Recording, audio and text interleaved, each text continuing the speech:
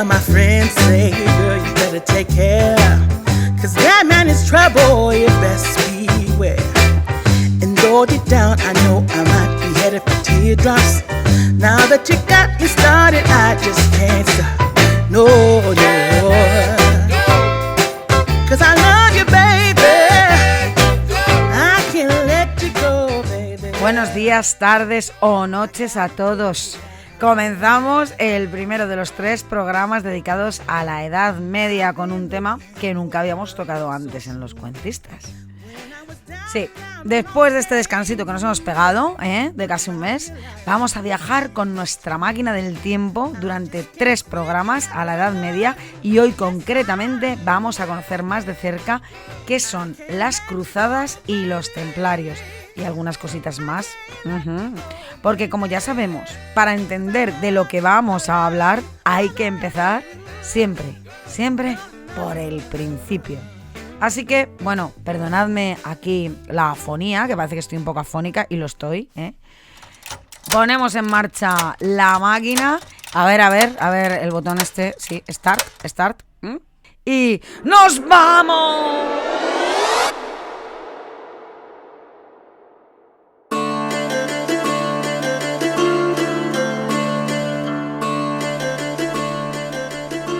En la Edad Media, la sociedad estaba basada en estamentos ligados al nacimiento, es decir, que si nacías pobre, te quedabas pobre, cosa bastante chunga en esta época. Y si tenías la suerte de nacer en una buena familia, bueno, pues eso era otro cantar.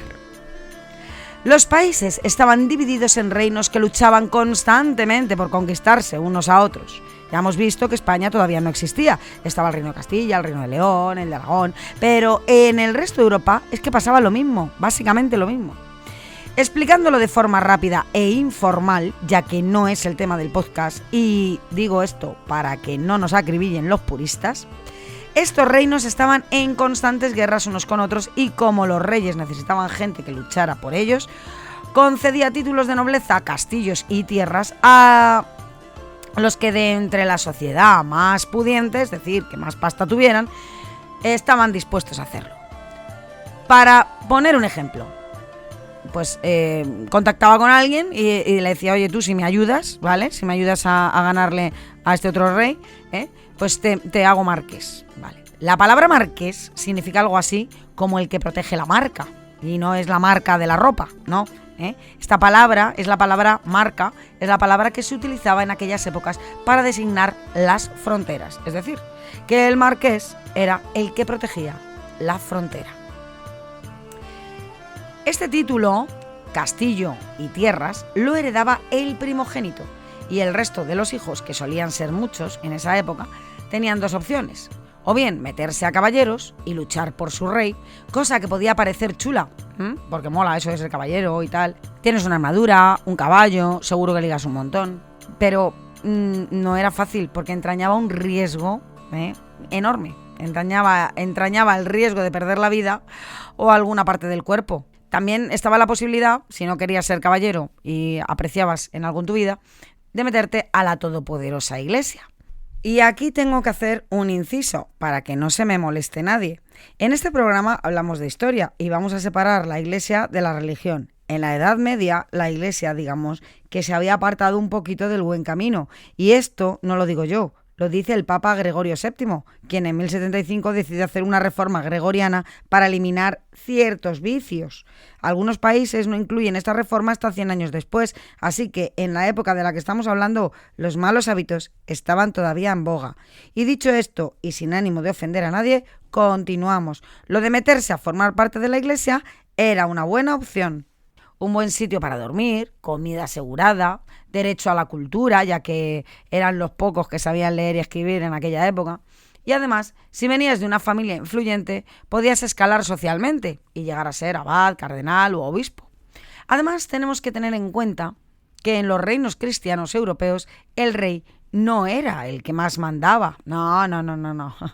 Por encima del rey estaba la figura del Papa, que vivía en Roma, y al que todos los reyes cristianos debían obedecer. Así que podíamos decir que si te metes a monje, pues como que tu jefe era el que más mandaba.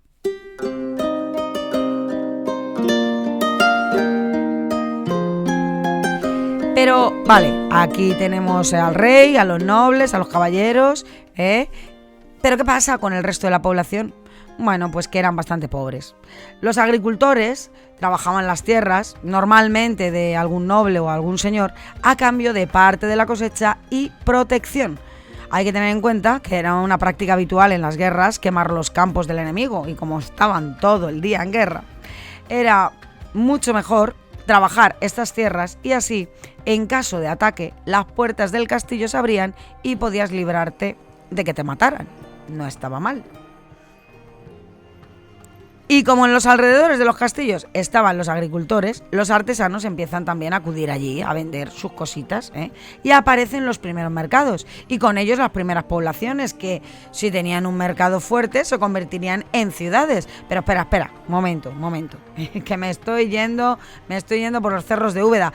Tenemos un vídeo que explica muy bien cómo se vivía en un castillo, lo tenemos en YouTube, así que buscáis esto del Club de los Cuentistas, buscáis cómo se vivía en un castillo, y ahí os lo explicamos todo un poquito mejor. Volvemos otra vez al tema de hoy. En los reinos cristianos, el común de los mortales era analfabeto, es decir, que no sabía ni leer ni escribir. La sociedad cristiana no veía, la verdad es que muy bien, la medicina, disciplina que era practicada por los musulmanes y por los judíos, que tampoco estaban muy bien vistos por la sociedad cristiana. Así, si tenías un hijo enfermo o la cosecha te había ido mal ese año, pues por lo que fuera, había habido sequía o demasiadas lluvias, ¿qué es lo que podías hacer? Pues lo único que podías hacer era rezar, y rezar mucho, Así que te ibas a la iglesia, monasterio o ermita a pedirle al Cristo, santo o reliquia que te ayudara. Y de paso dejabas un poco de dinerito, para que te hiciera un poquito más de caso, Ya que rezabas, dejabas un poquito de dinerito, a ver si así de esta manera, bueno, pues todo se cumplía antes.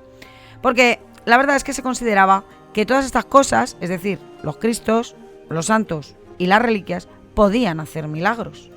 Esto le venía muy bien a la iglesia en cuestión, porque cuanta más gente viniera a rezar, pues más donativos dejaban, y a más donativos, pues más recursos para la iglesia o monasterio en cuestión. Así que, si en vez de una reliquia tenías varias, pues mejor que mejor. Y así fue como se pusieron muy de moda.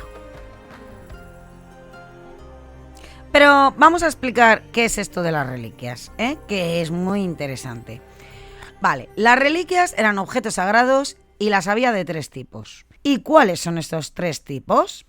Bueno, pues estaba el primer grado, que podía ser un fragmento de cuerpo, o es decir, el dedo de un santo, una mano incorrupta de una santa, un poquito de sangre que solo se licuara en un día concreto, y algunas tan curiosas como un fragmento del cordón umbilical del niño Jesús, sus dientes de leche, que por lo visto los dientes de leche se han contabilizado hasta 64. Parecería un tiburón el niño Jesús, o una pluma del arcángel San Gabriel, o incluso un estornudo del Espíritu Santo, que se guarda hoy en día en el Vaticano. También las teníamos de segundo grado. Las de segundo grado eran, por ejemplo, un fragmento de la ropa o de algo que un santo usaba durante su vida. Pues imagínate un rosario, una Biblia, una cruz. También podía ser la pluma con la que San Mateo escribió su evangelio, por ejemplo. Y luego estaban las de tercer grado. Cualquier objeto que ha tocado una reliquia de primer grado. Por ejemplo, imagínate que la reliquia de primer grado, pues no sé, es un trozo de madera de la Santa Cruz, ¿vale? Pues yo arrimo a ese trozo de madera de la Santa Cruz otro trozo de madera y eso se convierte inmediatamente en una reliquia de tercer grado. ¿Por qué? Porque ha estado en contacto con una reliquia de primer grado, que sería, pues eso, la cruz, ¿vale? O también puede ser la tumba de un santo, como por ejemplo la tumba del Santiago Apóstol el Mayor. Todos conocemos la Catedral de Santiago de Compostela. Pues es que la Catedral de Santiago de Compostela se llama así porque allí está la tumba de Santiago.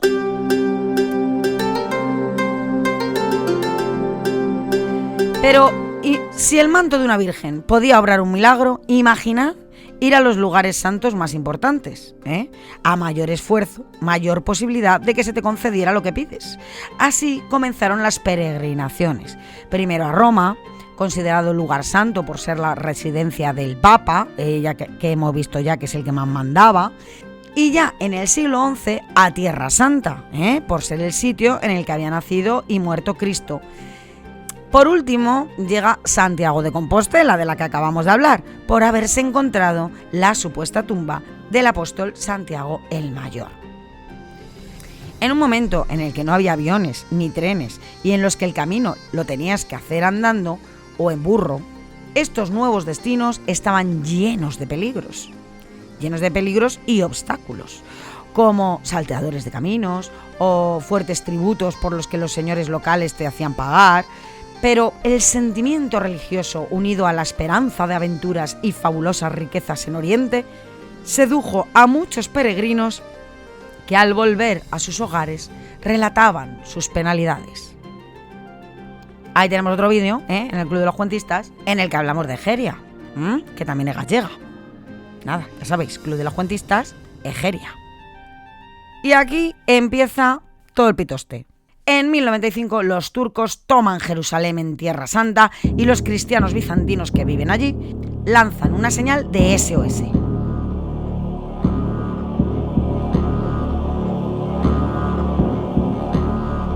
Así que el Papa Urbano II decide ir a rescatar la ciudad y monta lo que sería la primera cruzada al grito de Deus vult, es decir, Dios lo quiere. Básicamente mandó una carta a todo el mundo y le dijo a todos los caballeros que estaban aquí de guerra en guerra en toda Europa que dejaran las guerras entre reinos y que se fueran para allá para salvar Tierra Santa.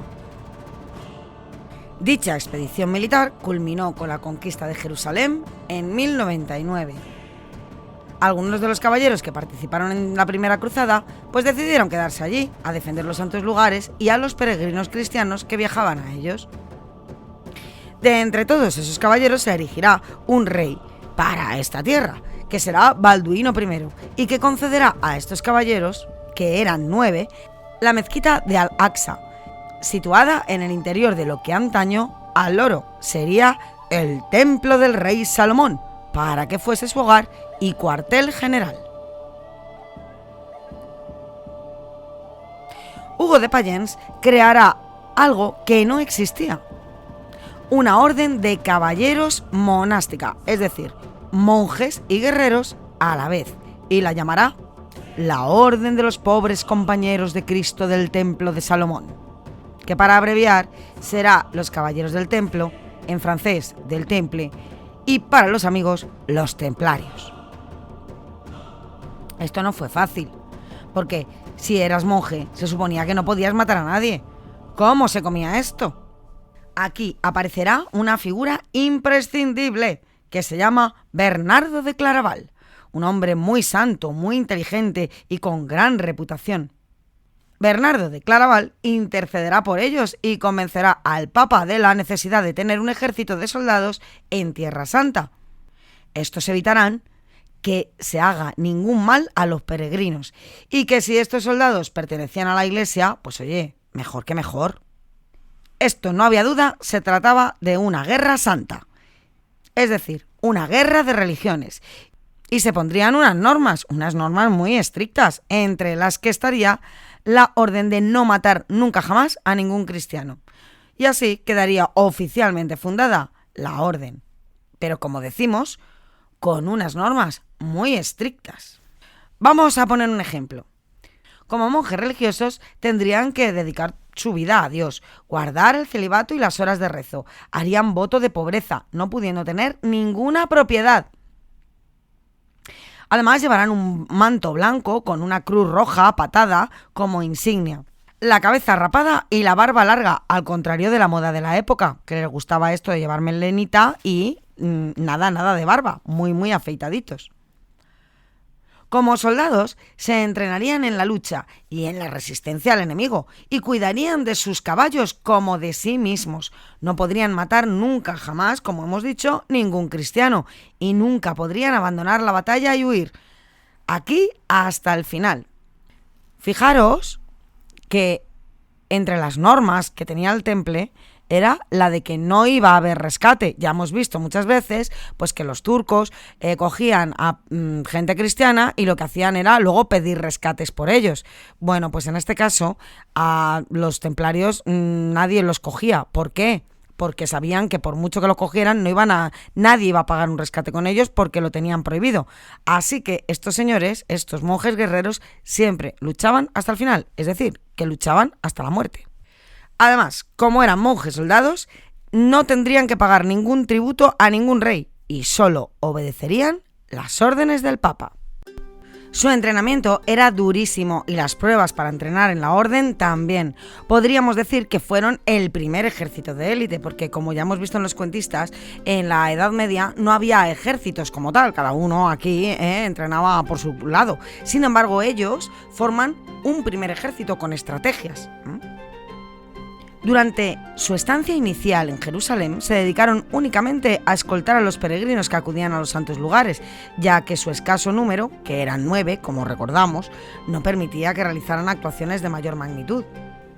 Aquí hay algo rarete, un primer misterio, porque en realidad, se dedicaban a escoltar a estos peregrinos, ¿no?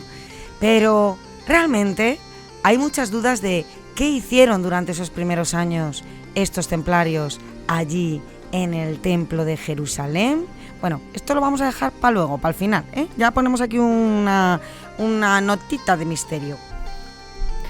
Bueno, pues como viendo que eran muy pocos, Hugo de Payens decidió irse a Francia con 4 de los soldados, ¿eh? O sea que dejó allí a 5, nada más, o sea que ya eran menos todavía, imaginaros. Primero se fue a Francia y después por el resto de Europa para recoger donaciones y alistar caballeros a sus filas. Primero se fueron a sus lugares de procedencia, porque claro, los conocían allí y sabían que iban a ser aceptados y que como la gente les iba a conocer, pues les iba a dar donaciones. Y luego ya pues se fueron extendiendo. La verdad es que aquí el Papa también va a hacer mucho, ¿eh? ¿Por qué? Porque es que el Papa se queda impresionado por ellos. O sea, es que de repente, imaginaos, Edad Media, que lo de lavarse no era muy común, ¿eh? Y llegan estos señores, todos blanquitos, impolutos, súper bien cuidados, porque además, fíjate, o sea, dicen que el manto que tenían tenía que estar muy ajustado al cuerpo, como símbolo de justa medida. Claro, tenemos que imaginar que debían de resaltar bastante, además bien entrenados, cachas, debían de resaltar bastante sobre el resto de los mortales. Así que el Papa, claro, se quedó muy impresionado por ellos, mandando cartas al resto de los reinos, diciéndoles que por favor, que les dieran ayuda, que les dieran donativos, que les dieran cosas, que se apuntara la gente a sus filas, porque necesitaban. Habían ganado la primera, pero luego hubo muchas más cruzadas, hubo hasta 7 cruzadas, entonces necesitaban soldados para este momento, y soldados, pues hombre, si pertenecían a esta orden, pues mucho mejor, que ya era, como os decía, pues un ejército.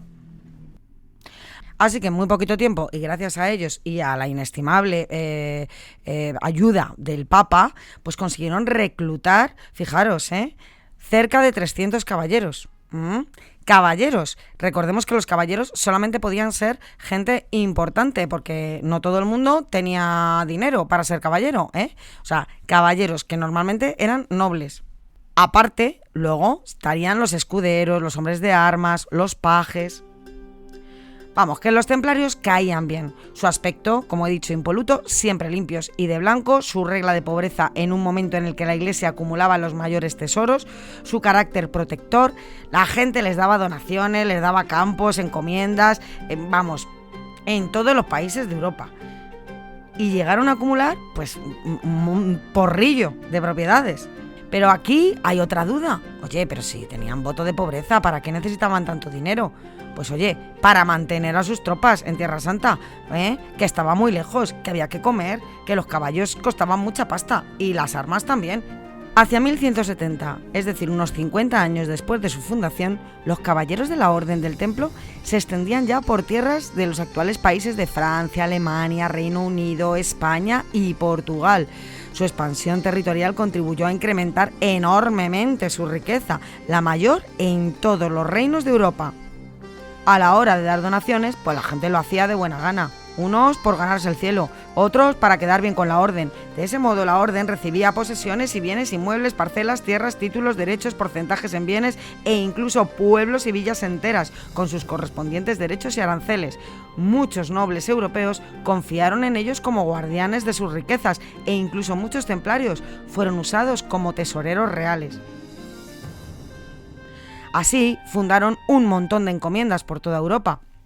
Las encomiendas podían ser, por ejemplo, un molino que compraban luego los bosques que había alrededor, ¿vale?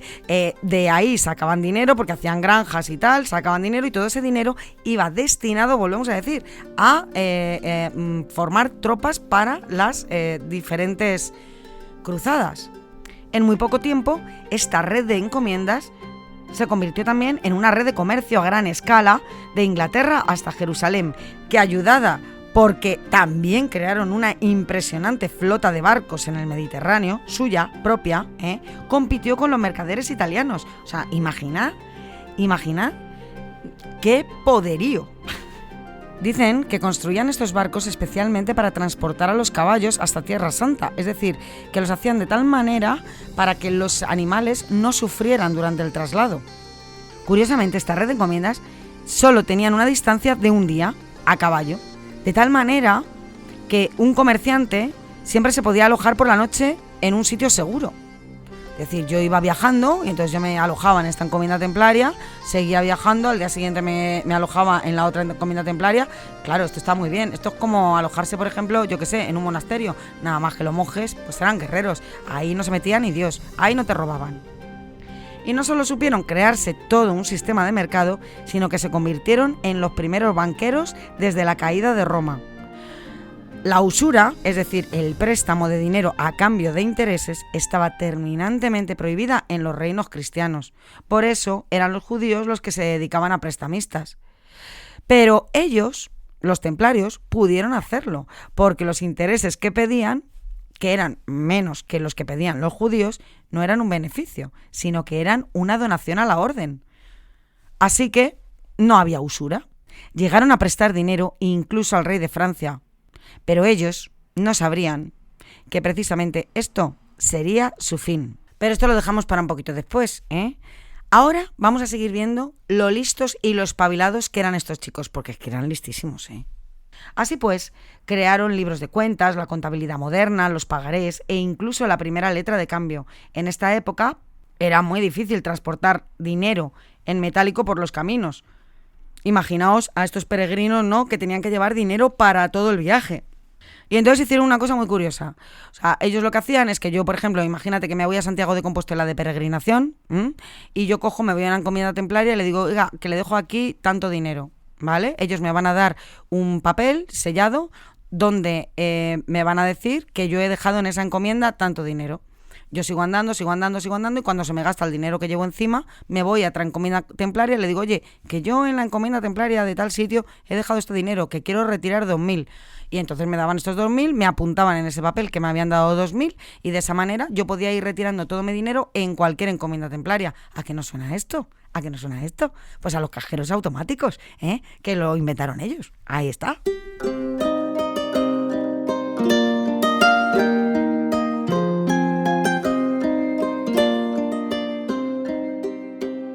Y no solamente se dedicaron a tener granjas y cositas de estas, sino que también, hombre, ¿qué era lo que estaba más de moda? Pues las reliquias. Así que se dedicaron también al comercio de reliquias. Distribuían, por ejemplo, dicen, un óleo, es decir, un aceite, que le llamaban el óleo del milagro de Sainaya, un santuario a 30 kilómetros de Damasco, a cuya virgen se le atribuía el milagro de exudar un líquido oleoso.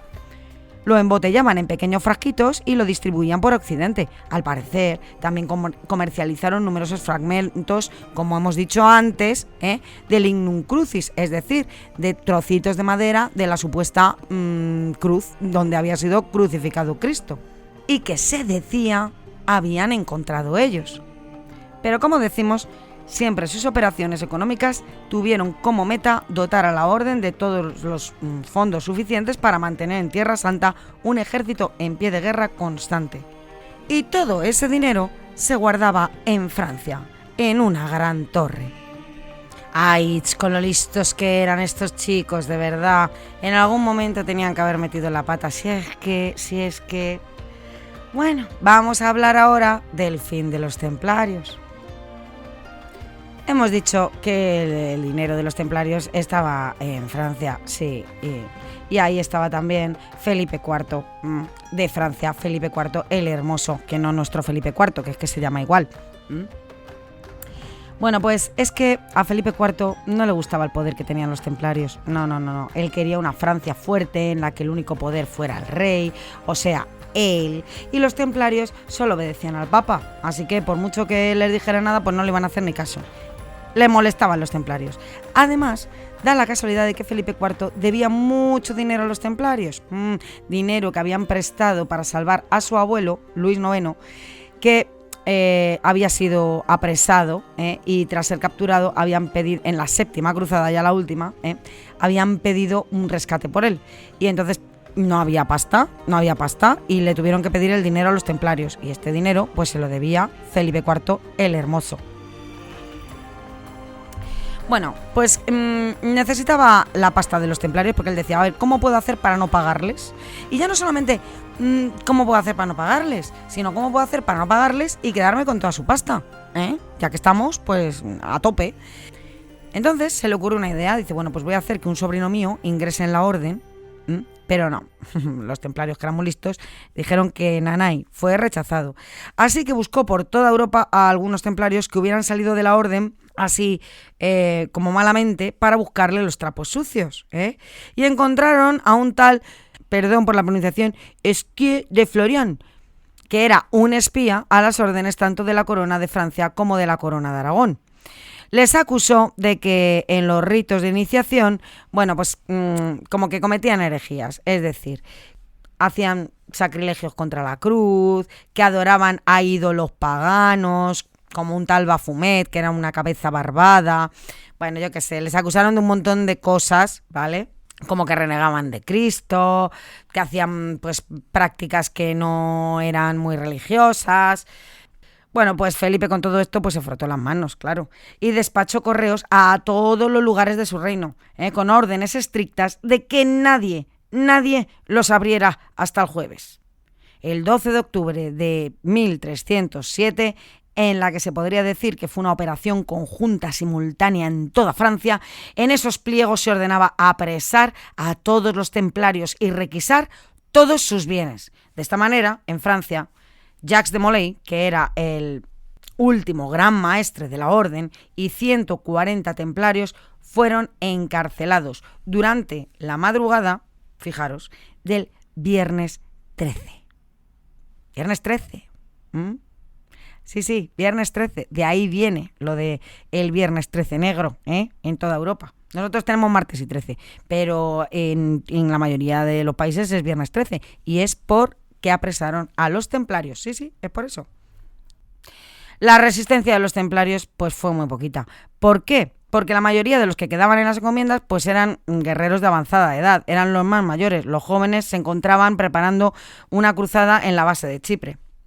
Se los llevaron y por la fuerza, recordemos, les hicieron confesar. Y es que, oye, si te están retorciendo el dedo gordo, cuando ya estás harto de que te retuerzan el dedo gordo, al final dices, ¿qué quieres? Que sí, que es verdad, que adoro a Baphomet. Pero deja de retorcerme el dedo. Claro, les hicieron confesar, les hicieron firmarlo. Con todo esto se lo llevaron al Papa. El Papa no pudo otra cosa que disolver la orden, porque estaba firmado. Ahí había, que sabemos que no valdría para nada, pero bueno, ahí estaban, las confesiones. Así que se disolvió la orden. Jacques de Molay, que fue el último gran maestre, como hemos dicho, en el último momento, antes de que lo fueran a matar, recupera su coraje y dice que Nanay, que no, que él es inocente, que los templarios son inocentes y que toda la confesión es falsa, y que es falsa pues debido a las torturas sufridas y a las presiones del rey.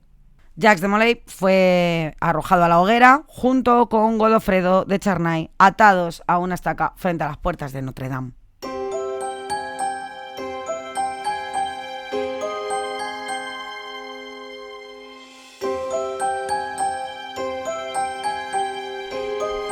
Bueno, y ahora vamos con una parte que a los cuentistas también nos gusta mucho, que es la parte de misterio, de esta historia. ¿Y cuál es el misterio? Bueno, pues la leyenda del tesoro de los templarios. Fijaros, antes he dejado caer ahí que ¿Qué hicieron los templarios cuando Balduino les da el templo del rey Salomón? ¿Qué hicieron los templarios durante los primeros años? Que bueno, que sí, entrenar y rezar. Pero ¿qué hicieron? Porque tampoco había, yo qué sé, vamos, había peregrinos, ¿no? Pero vamos, que yo creo que les sobraba tiempo, ¿eh? ¿Qué hicieron? Bueno, pues cuenta la leyenda que en el templo de Salomón estaba escondida el arca de la alianza. El arca que contenía los 10 mandamientos. En la Biblia se relata que el arca fue mandada a construir por Moisés y que con ella Josué consiguió abrirse paso en las aguas del Jordán. Y que luego había sido guardada allí en el templo de Salomón, escondida para que los romanos no la cogieran. Entonces todo el mundo pensaba que el arca de la alianza estaba allí. ¿Qué es lo que se piensa? Bueno, pues lo que se piensa es que estos templarios aprovecharon e hicieron bastantes agujeros por debajo del templo buscando este arca. Y algunos dicen, oye, pues que la encontraron. Pero que no solamente encontraron el arca, también encontraron el Santo Grial, que es la copa de donde bebió Cristo la última noche. Pero tampoco es el Santo Grial la única gran reliquia, de las mayores reliquias que encontraron. Ya hemos dicho también pues que encontraron otras muchas, como por ejemplo se supone que el lignus crucis, es decir, la cruz, ¿vale? De donde murió Cristo, e incluso la lanza de Longinos, que recordemos, la lanza de Longinos fue buscada hasta por Himmler, incluso aquí en España, porque se cree que parte de estas reliquias fueron traídas aquí a España y a otros sitios, donde tenían ellos encomiendas y fueron escondidas por ahí. Recordemos que Himmler estuvo aquí en España buscando la lanza de Longinos, porque se supone que el que tiene la lanza de Longinos pues será el hombre más poderoso del mundo. La lanza de Longinos, que es la lanza con la que se supone que el soldado Longinos acabó con la vida de Cristo en la cruz. Bueno, pues todo esto son grandes tesoros, pero además tenemos todo el tesoro de dinero que habían acumulado los templarios durante tanto tiempo. Y es que cuenta también la leyenda que cuando los templarios fueron arrestados, varios de sus miembros lograron escapar. Se cree que llevaron consigo parte de la riqueza de la orden y que se refugiaron en diferentes partes de Europa. A partir de ese momento comienza la leyenda del tesoro perdido de los templarios. Hay numerosas teorías sobre el destino del tesoro de los templarios. Algunos creen que parte de la riqueza fue escondida en lugares secretos como cuevas o subterráneos, protegidos por complejos sistemas y trampas y acertijos. Otros sostienen que el tesoro fue llevado a lugares lejanos como Escocia o América, donde permanecen ocultos hasta el día de hoy. Bueno, a ver, esto de América, a mí, como que no, ¿vale? Yo con esto no cuadro. Pero bueno, que sepáis que en la actualidad hay expediciones arqueológicas, investigadores y cazadores de tesoros que se han embarcado en la búsqueda de este maravilloso misterio. Sin embargo, hasta el momento no se ha encontrado ninguna evidencia sólida que confirme la existencia de este maravilloso tesoro.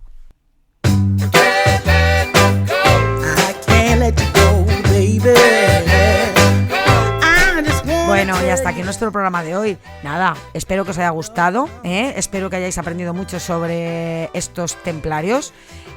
Sí, algunos me diréis, había otras, estaban también los hospitalarios. Sí, pero los hospitalarios como monjes guerreros se hicieron orden después. Al principio estaban los hospitalarios antes que los templarios, pero se dedicaban nada más pues que a la curación, a crear hospitales para los heridos, no eran guerreros. Luego ya sí se hicieron guerreros. Pero bueno, aparte de esto, que espero que os haya gustado. Ya hablaremos en otro programa más adelante de los hospitalarios, otro año, que ahí tenemos otro filón. Y que nada, que perdón por esta voz, que es que estoy muy afónica con estos cambios de tiempo de ahora sol, luego frío. Y que nada, que nos seguimos escuchando. Que la semana que viene, pues la semana que viene vamos a hablar de un tema muy interesante. La semana que viene vamos a continuar en la Edad Media y vamos a hablar de la heráldica. Oye, que también está bien saber de dónde vienen los escudos, nobiliarios, estos que vemos en los castillos. Y que si no queréis perderos nada, pues que ya sabéis que si lo veis en YouTube, pues os suscribís. Y si lo veis en iVoox, pues también, nos ponéis ahí como favoritos para no perderos ninguno de nuestros programas. Hasta luego, cuentistas. 'Cause I love you, baby.